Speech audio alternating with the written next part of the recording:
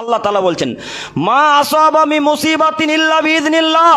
হে আদমের ছেলে মেয়ে শোনো, তোমাদের উপরে যত বিপদ আসে আগে আমার আদেশ হয়, তারপরে তোমাদের উপরে যায়।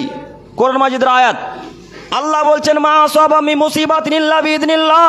হে আদমের ছেলে মেয়ে, তোমাদের উপরে যখন বিপদ হয়, তোমাদেরকে যখন জ্বর হয়, তোমাদের কারো যখন ক্যান্সার হয়, তোমাদের যখন কারো টিবি যক্ষা রোগ হয়, আগে আমি আদেশ করি, তারপরে ওই মানুষের শরীরে প্রবেশ করে।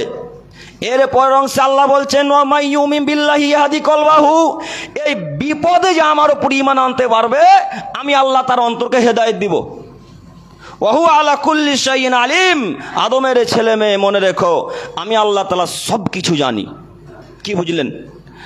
আল্লাহ বলছেন, যখন কারোর ক্যান্সার হয়, কারো যখন যক্ষা রোগ, টিবি রোগ, আরো বড় বড় রোগ অসুখ যখন হয়, ব্লাড ক্যান্সার হয়, টিউমার যখন হয়, ব্রেন ক্যান্সার যখন